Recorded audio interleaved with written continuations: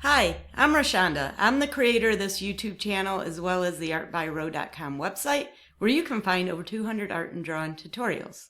The things I hear most from artists that they struggle with is I don't know what to draw, I don't know what to work on, I have a hard time getting started. So that's my goal with this channel and all of the tutorials that I make is just to try to give you something to work on, get you started, motivate you to try, and just to take those first steps and get going with creating some art.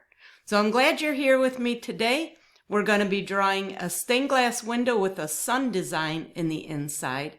So let's go ahead and go on over to the studio and let's make some art. In today's video, I'm going to be making a stained glass window with a sun in it. I'm going to show you how I make my stained glass windows. This is a really easy method for doing this, and they turn out looking like stained glass windows, which is what we want, right? So let me show you what I do. I'm doing mine on an artist trading card. If you've watched any of my other videos, you know that I love making artist trading cards. There's so many good things about them. You can use any size paper, it doesn't really matter, but this works really well on an artist trading card. So the first thing I want to do is make a frame for my window. So what I did was cut out some pieces of cardstock to use as a straight edge. This makes it really easy to get an even frame around it. So all I have to do is line that up with the edge of my artist trading card and draw a line there. Then I can flip it around and do the same thing on the other side. And then, of course, do these other two edges. And I'm going all the way from end to end, even though I'm going to end up erasing a little bit of that. So that's my frame for my stained glass window. And I don't want these lines here, so I can go ahead and erase those. And then the same thing up here. Now, for this window, or for any stained glass window drawing, you can leave the top part the way that it is, or you can angle it up. Oftentimes stained glass windows will have where they're more like an arch at the top. You could do that. There's a lot of different ways you can do it. What I'm going to do is I'm going to frame it out this way and just draw a line from the corner to the corner of the card, the corner of the frame to the corner of the card. So that's what my frame's going to look like. So using the straight edge, that's just an easy way to keep your frame nice and straight and even all the way around. So now the next thing we want to do is draw whatever we're going to have inside the stained glass window. We need to draw that out. And I'm going to draw a sun inside of my window. So probably the easiest way to draw a sun, because I do want a nice straight circle in there, because what I'm going to have is a circle for the sun and then the rays coming off of it. So if you have access to some circle templates, that would be a really easy way. If not, you can just freehand it. So what we would want to do is figure out where the placement of the sun's going to go, because I want the rays going all the way around, but I also don't want it exactly in the center. So we want to draw the outside edges of the sun.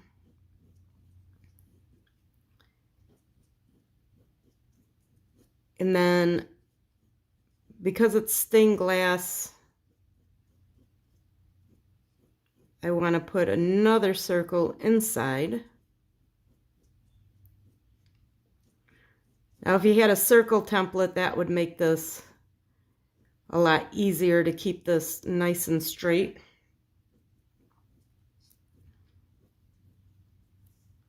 So now we need to figure out, how do we want the rays of the sun? And I'm just going to make some marks here where the center points are, just to help get everything kind of a little bit symmetrical, a little bit balanced. I want this one to come all the way down here. So what I can do is, again, use the straight edge.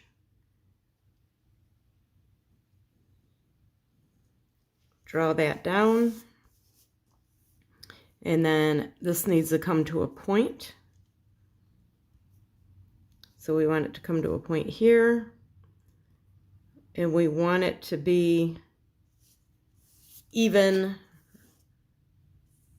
or close to even.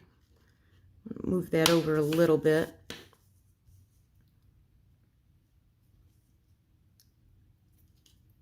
We want this to be, so this is more in the center. And then do the same thing up here, the center points right around there. So things don't have to be 100% perfect, but you want them to be close enough that it's visually appealing and it doesn't look, you don't want it to be obvious that something's not quite right. But I think trying to get everything perfect in your artwork can also be really bad, because oftentimes things just aren't going to be perfect. And if you're always striving for that perfectionism, it can often lead to just giving up, not enjoying art, not thinking you're good enough. There's this misconception that people are either born with a talent for art or not, and that's not really true. Art and drawing are skills. They are developed with practice, just like anything else is. So now I want some additional rays coming off here. So again, we can draw some little guides. Now you can make them come all the way to where the frame's at, or you can draw them so they're not touching the frame. For this drawing, I think I want them to go all the way to the edge of that frame for the window. And of course, there's different ways you can draw your rays. You don't have to draw things exactly the same. Even if you're following along with the video, you can change it up a little bit. Try something different. If you have an idea of something, you want to try it. That's why I like the artist trading cards. They're a good opportunity to experiment and try different things.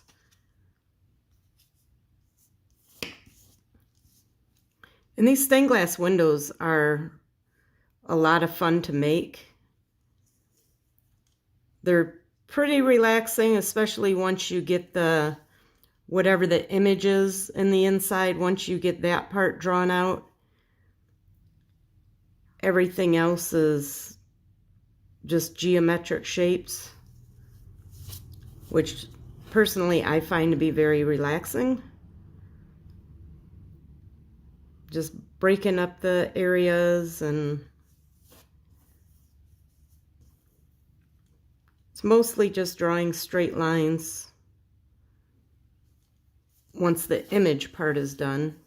So once we get the sun drawn in, the next thing's just going to be drawing a bunch of lines, breaking it up. Okay, so there's the rays. So that's how the sun itself's going to look. So now the next thing we can do is outline everything with a black pen. And I have a medium point Sharpie pen. I want to outline everything in black. And then after I do that, I'll come back and we can work on our geometric shapes and splitting these areas up. And then after that, then we'll need to add some color.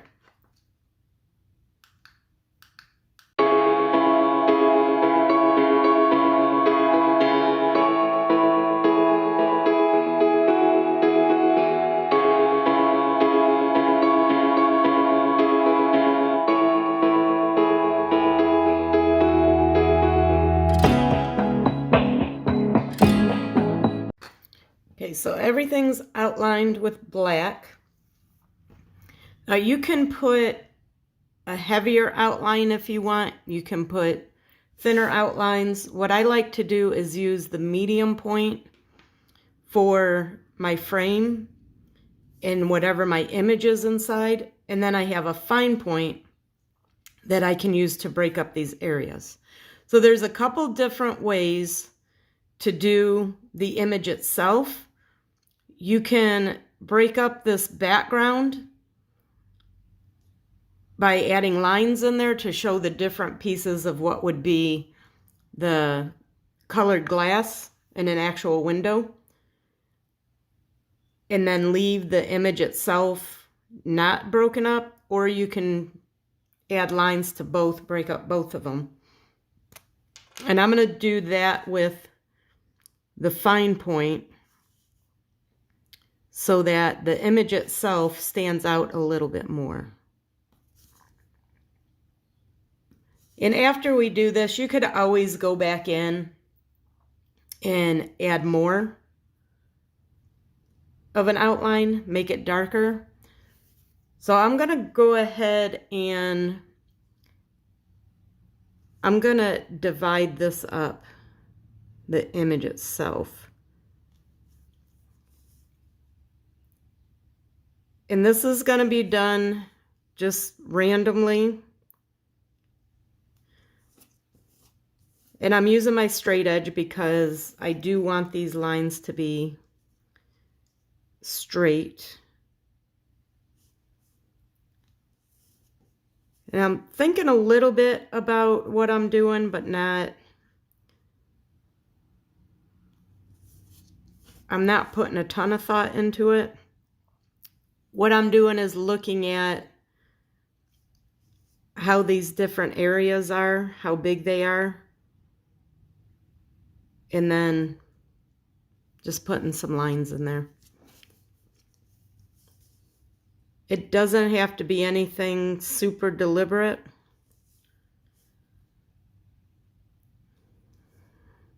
But I don't want it to look uniform.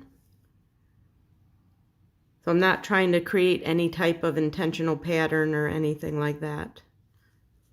And you can decide how big you want the areas to be broken up.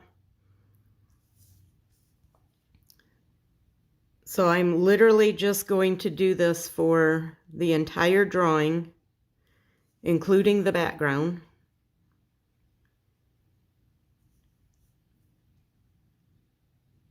And you can decide where you want to break everything up at,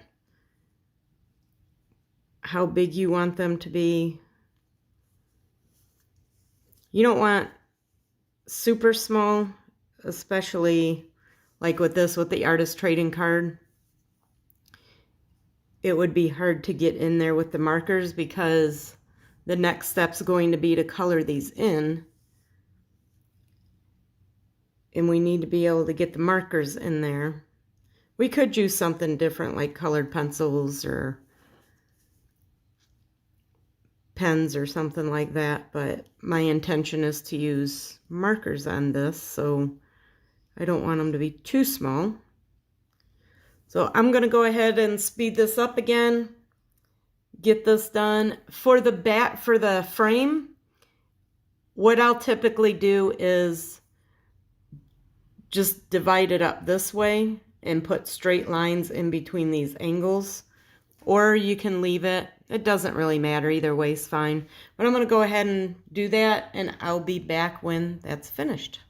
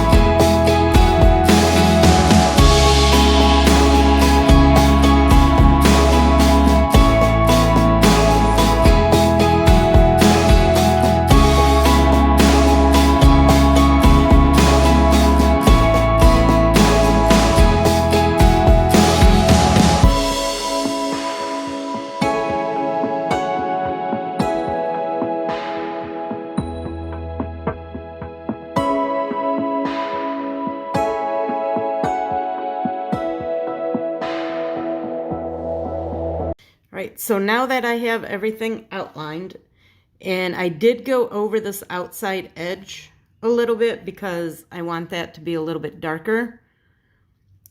So what I did was I found some yellow and orange, because I want yellow and orange for the sun itself. So I have some different markers here. These are alcohol-based markers. I have all different brands. The brand doesn't really matter. So now what I want to do is start filling in these different areas with my yellows and oranges. So I'm literally just going to color in these sections. Now, typically when I use markers with my drawings, I like to blend different colors together. So I'll use a light yellow and then a little bit darker yellow and then blend those where they meet so it transitions from light into dark.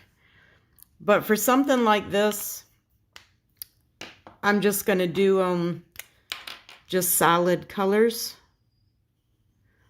So I'm literally just going to color in these different sections.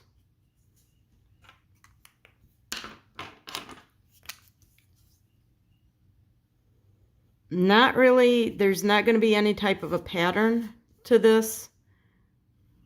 It's going to be pretty random. The only thing I'm going to pay attention to is that I don't want the same color in an area next to itself.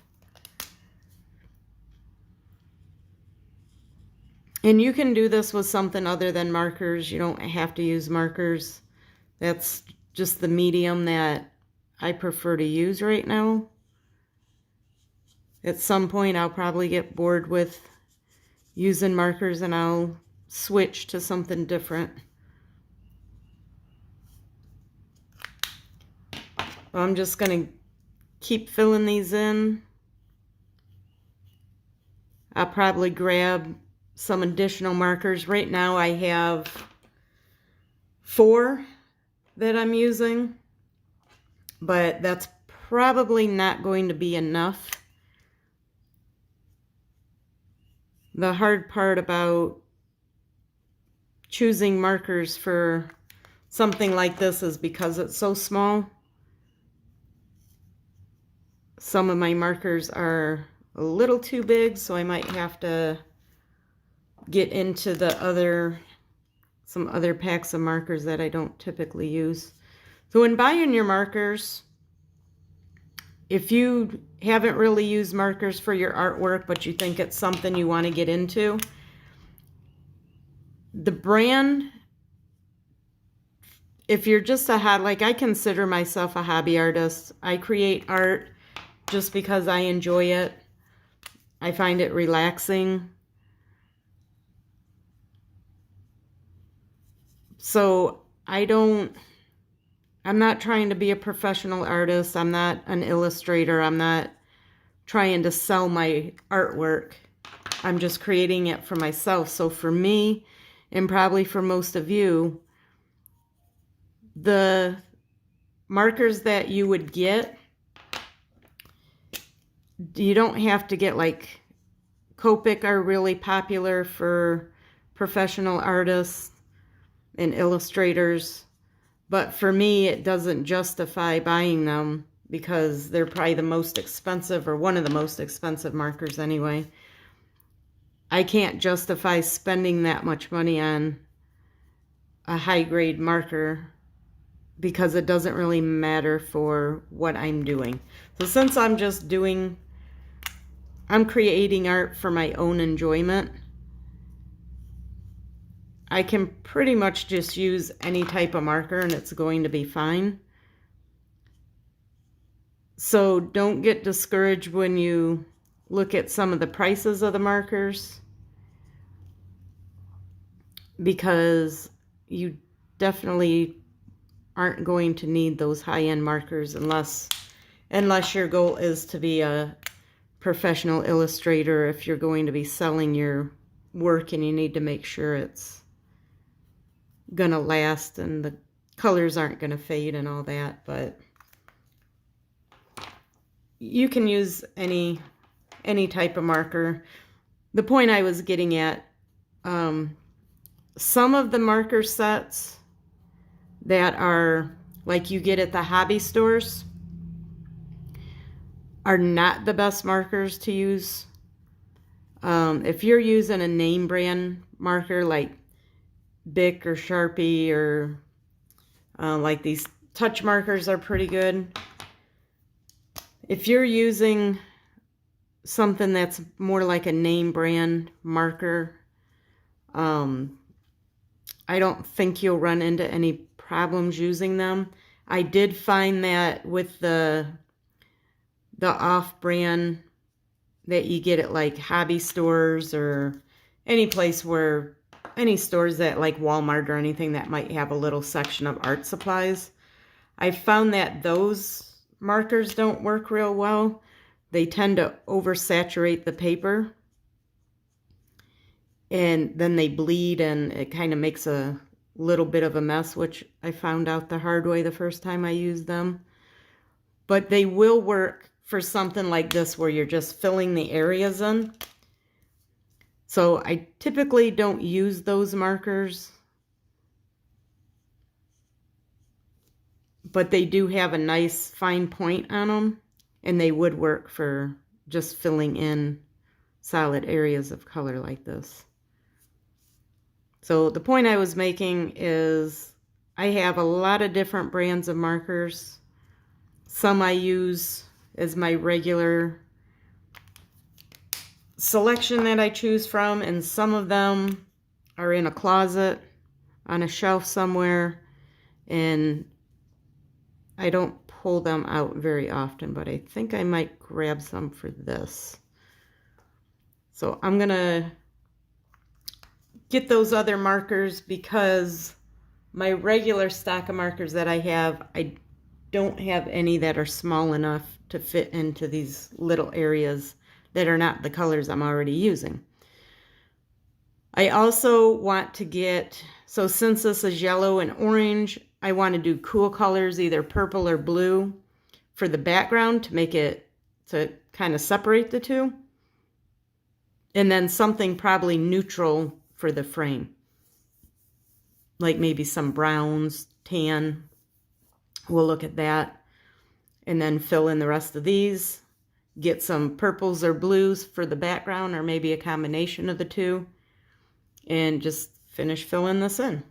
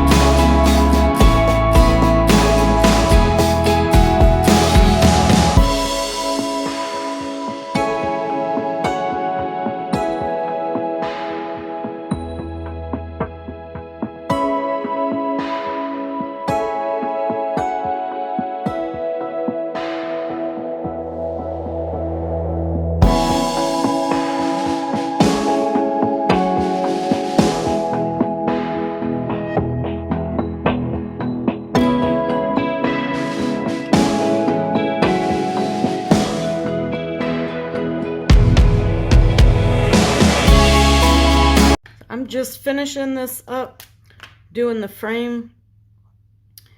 Now with the frame, like I said earlier, there's different ways you can draw it, where you can make it more like an arched window, or you can do it like I did here, where it's just a square frame around, rectangular frame. And you can also divide these up or not divide it up. So, or this might have looked better if I divided it up into smaller sections, which again, that's why I like doing the artist trading cards, so I can experiment, try different things, play around with ideas. So as I'm doing this, or as you're doing your artwork, you're most likely going to be coming up with different ideas or not knowing exactly how you want to do something, but at some point you have to just make a decision and move forward. But when you come up with those ideas, it's good to try them and see, how does it look with the bigger sections? How does it look with smaller sections?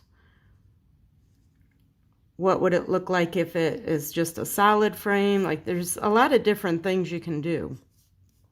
So it's good to experiment, play around with that a little bit. So that's it for this drawing. Let me move this out of the way. So as you can see, I filled everything in with some purples. I did use this kind of more of a pinkish purple color, which I like. It adds a little something into that background. I finished up the yellow on the sun, and that's it. So I hope you enjoyed this video. If you did, please give us a like, and I will see you in the next one. Happy creating! Well, that's it for today's video. I hope you enjoyed it. If you did, please give us a like, and if you want to get notified of future videos, hit that subscribe button so you'll know whenever a new video gets released. Also, before you leave, check out that description box. There's some freebies in there for you and also some additional information. And I will see you next time. Bye!